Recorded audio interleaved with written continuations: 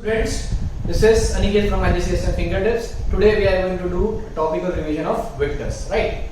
We are going to understand vectors, the need of vector, the importance of vector and then try to solve some of the previous year questions of vectors, right? So now what do you understand by vectors, or what is the need of vectors, right? So in science or in physics I should say, there are any quantity is general, all the quantities are generally divided into two parts, right? There are few quantities who only needs a magnitude to express themselves. Like what do you mean by magnitude? Magnitude means it's just a number 1, 2, 3, 4, 5, 6, right? There are those quantities who only need magnitude, like distance, right? Distance is a quantity which only needs magnitude, 2 meter, 2 centimeter, or you can say mass, right? You need mass which is 3 kg, 4 kg. But there are, on the other hand, there are also few quantities which need magnitude as well as direction to express themselves. Those quantities could be, let's say, displacement, velocity, acceleration, right? Now if I take a typical example of distance and displacement, let's say this is my point A and this is my point B.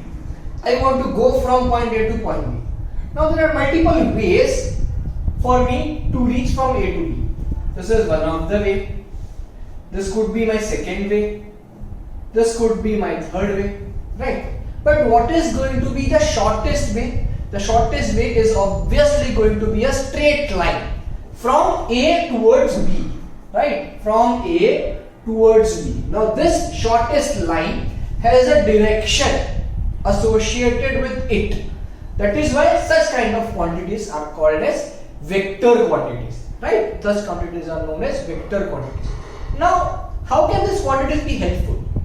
We can find position of any object at a particular time, right? Or we can find velocity of any object, or we can find acceleration. In fact, we can also find direction of a magnetic field, right? This all things can be found out using vectors. That is why they are very important for us to understand, and this is why we are trying to solve this today, right? So this was my example of vectors. Now how do you represent a vector? As I had taken, let's say this is my point A and this is my point B.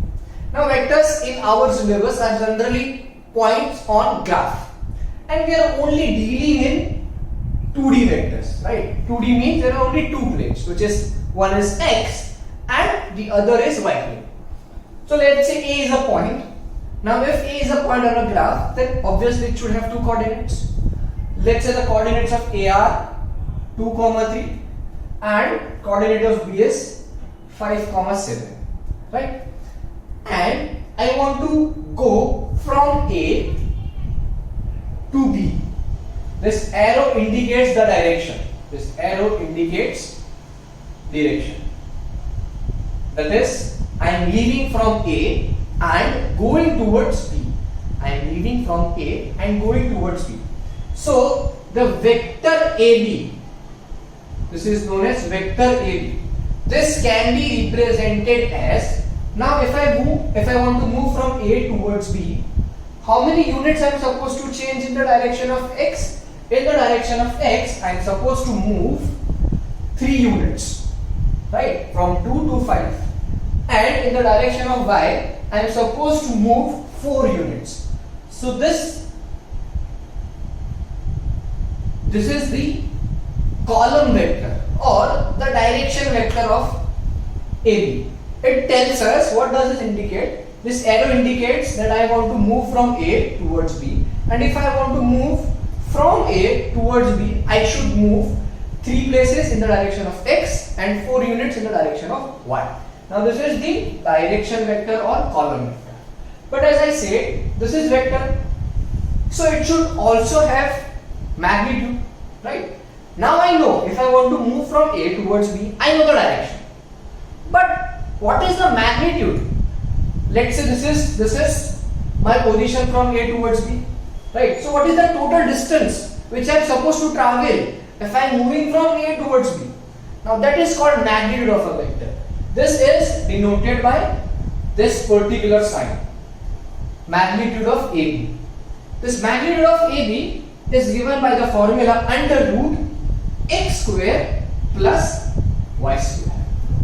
Under root x square plus y square. So if I find out magnitude of this vector, it is going to be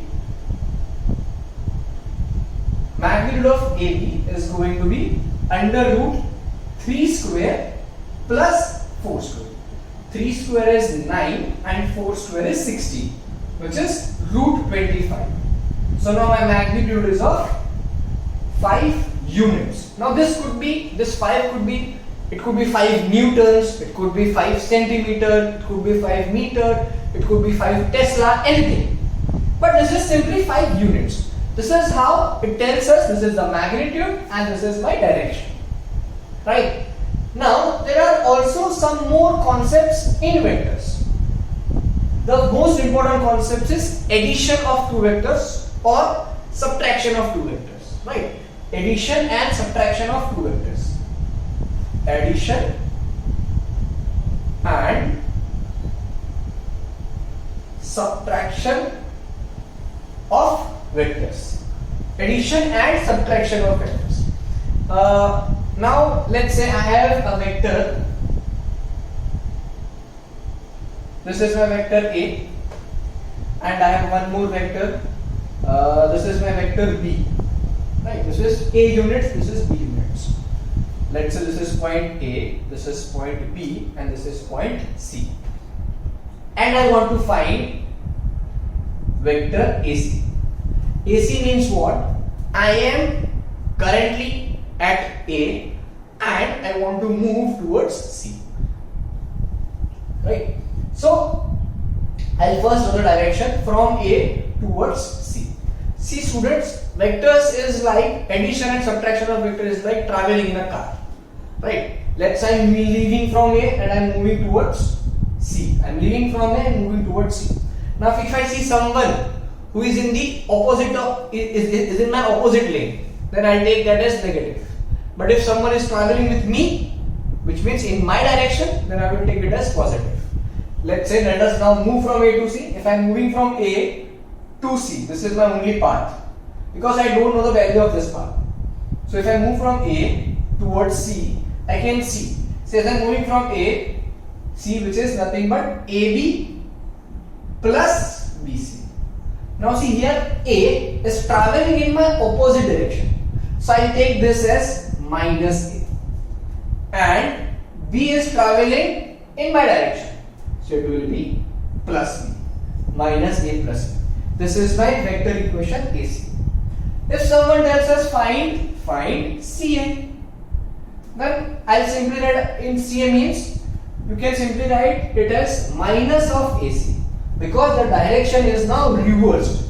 Or you can also find it out using this diagram. Let's say now I have to move from C towards A. Now B is in my opposite direction, which is minus B, and A is in my direction, minus B plus A. So this is my addition or subtraction of vectors. Yes, you also have multiplication of vectors. Let me also cover that. You also have multiplication of vectors.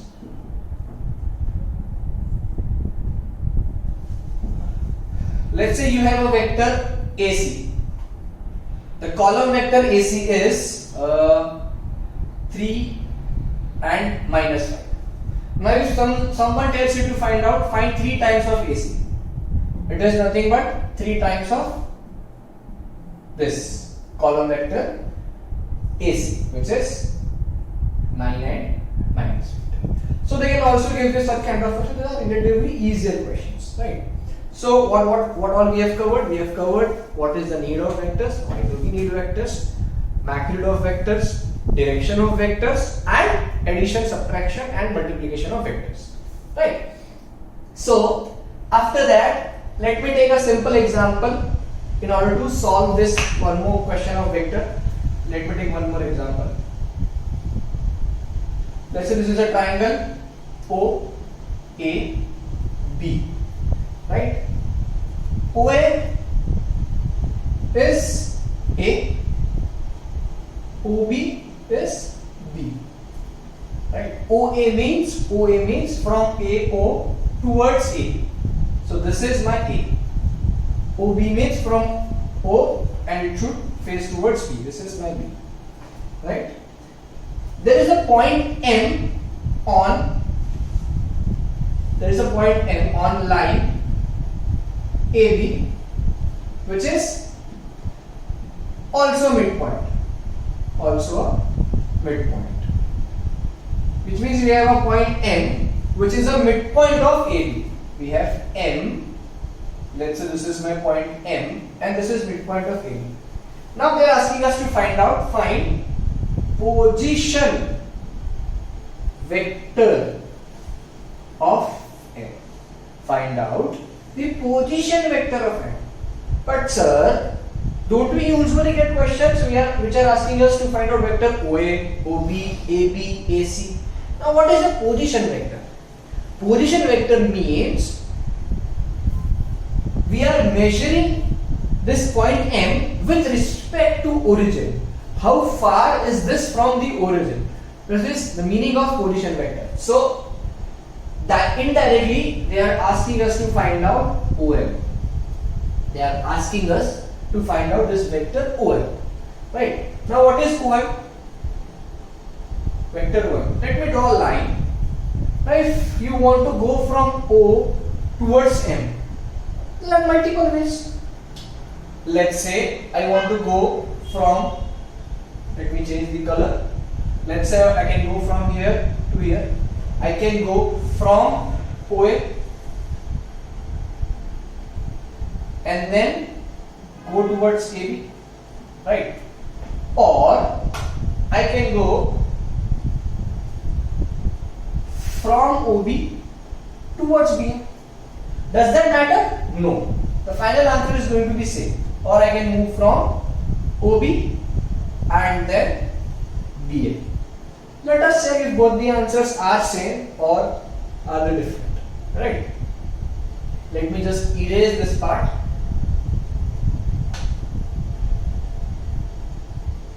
Okay.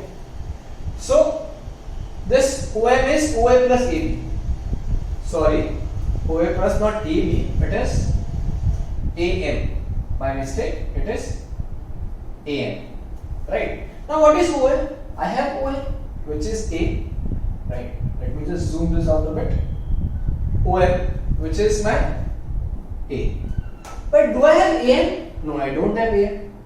But I know one thing, that AM is half of AB. AM is half of AB because M is the midpoint of AB. Can I find AB? Yes, I can. How to find AB? See, AB is I am moving from A, I am leaving from A and going towards B. So if I am moving from A, which is minus A plus B, minus A plus B. So now my OM is going to be A plus half of minus A plus B. Now let us solve this. You have A minus half A plus half B, which is once again taking LCM, you have A plus B upon 2. Let us go by this method, OB plus OM. Right, if I am going from OB plus BM, OB plus BM, OB is B and BM, it is half of BA, guys, half of BA, not AB, because I am at B and I am looking towards M, so it is going to be half of BA. Now what is BA? BA is minus AB, so this is B plus half of AB is minus A plus B, then BA is going to be A minus B. Right? So let us solve this further. Let us I have taken AB as common in both. So I have B plus half A minus B by 2. B minus B by 2 is once again same. So your final answer is going to be A plus B by 2. Now this is what vector addition and subtraction looks like. let us take couple of questions from your previous year board papers so that it can be easier for us to understand. It can become easier for us to understand, right? Question number 1. O is the origin of a regular hexagon. OP is given to us as P, OT is given to us as P. Find in terms of P and T vector PT. We are supposed to find vector PT. So before we start, this is a regular hexagon. So let me tell you, these two sides are parallel, OP and SR are parallel. So if this is P, this is also going to be P. Same way, if this is T, this is also T, guys. And the diagonal TQ, is double of OP. So if this is P, this vector is 2P. And in the same way, if this is T, this vector is twice of P. Right? So let us solve this. Find PT. PT means I am moving from P towards T. So this is minus P plus T. Next you have find PR.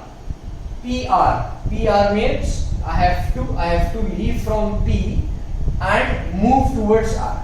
Now what are the ways which is possible in which I can move from P towards R? Let us check this. See guys, I have already said if this is P, this is going to be 2T. Why 2T? So I also explain that why twice. Right? Let me explain that also. So now if you observe, this is my parallelogram. Right? And parallelogram has opposite sides equal and same. So this is my P. In the same way, this is also parallelogram. So this is also going to be P. Similarly, this is my T and this is also my T. If this is P, this is a parallel side, so P. Right? Now we were supposed to find PR.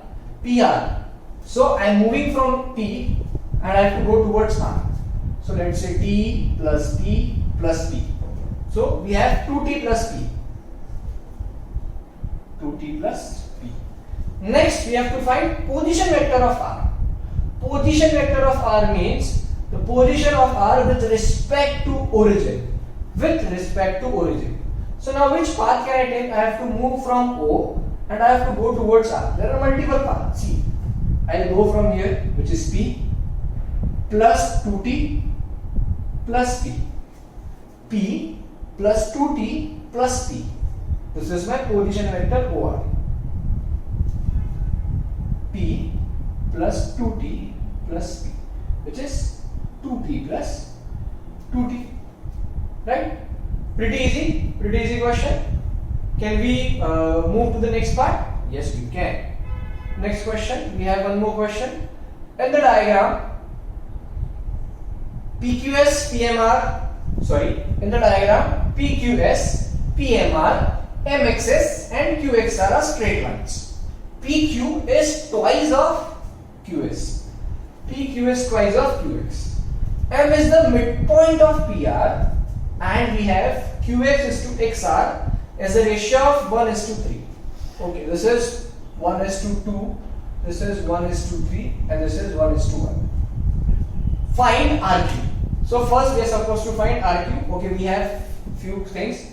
We have PQ, SQ and we have PR, SR.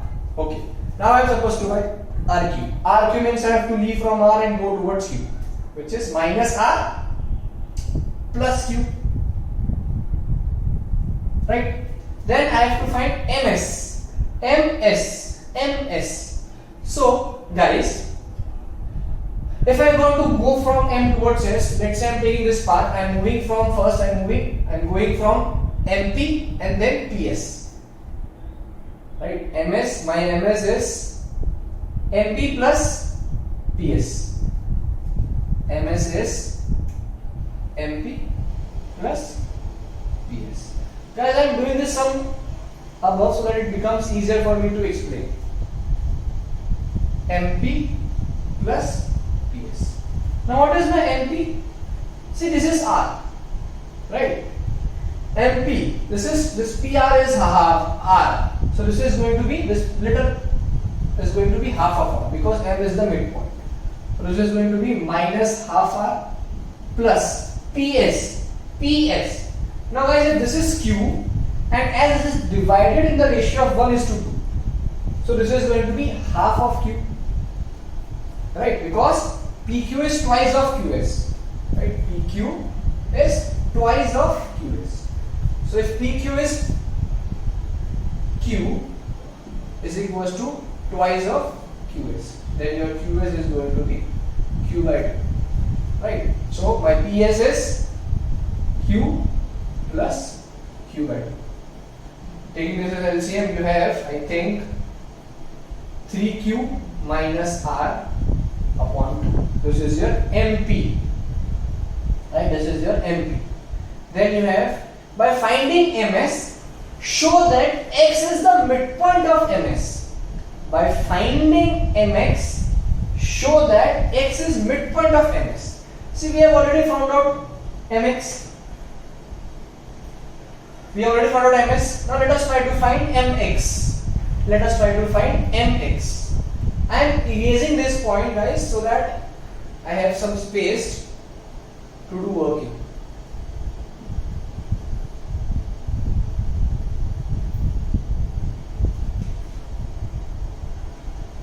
I hope you would have copied this portion, MX. Now how to find MX? Now for MX, what we can do, we can go from M and move to R, and then from R let us move towards X, right? So we can find MX. We can find MX as MR plus RX, right? MR plus RX, but RX is a part of RQ, right? RX is a part of RQ. How much part? 3/4 of RQ. It is 3/4 of RQ, right? MR. Now what is my MR? Pretty easy. This is R, so this is going to be half R. If this is R, this is going to be half R plus 3/4 of RQ. Do I have RQ? No, I don't. But RQ is, do I have RQ? Yes, I have. It is minus R plus Q. Minus R plus Q. Let me solve this. So taking 4 as LCM, you have 2R minus 3R plus 3Q divided by 4.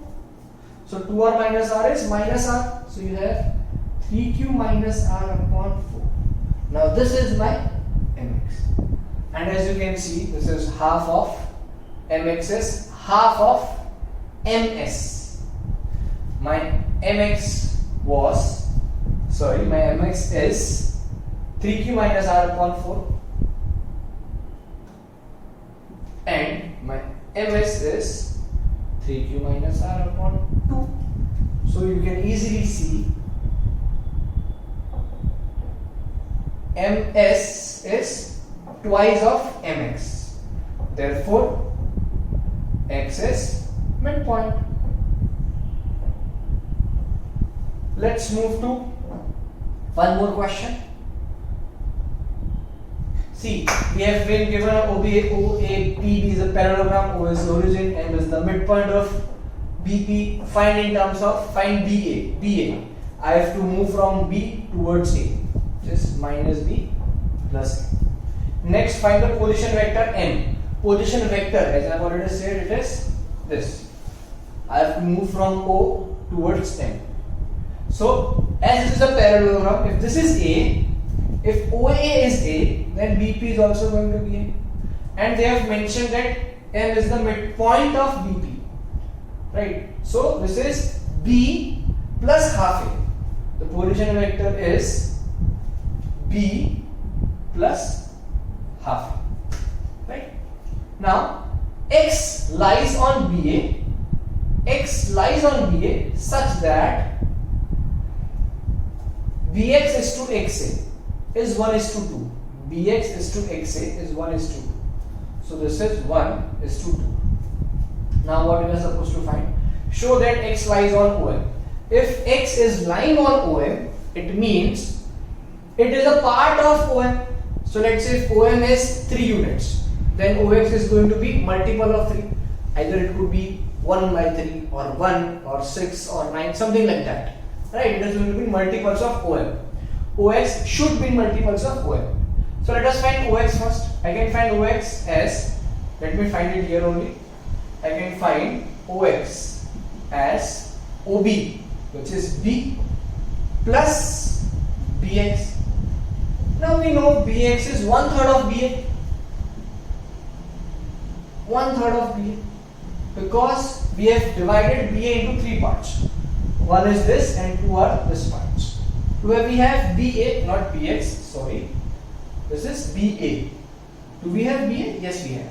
So we have B plus 1/3 times of minus B plus A. Let me take LCM. 3B minus B plus A upon 3. So you have 2B, A plus 2B. A plus 2B upon 2. We have Bx as A plus 2B upon 3. Let me take LCM of OM. LCM of OM is going to be A plus 2B upon 2. Right? Now let me try to find the ratio of OM is to OX. OM is to BX. Let me try to find OM is to BX. Right? Am I doing the right thing?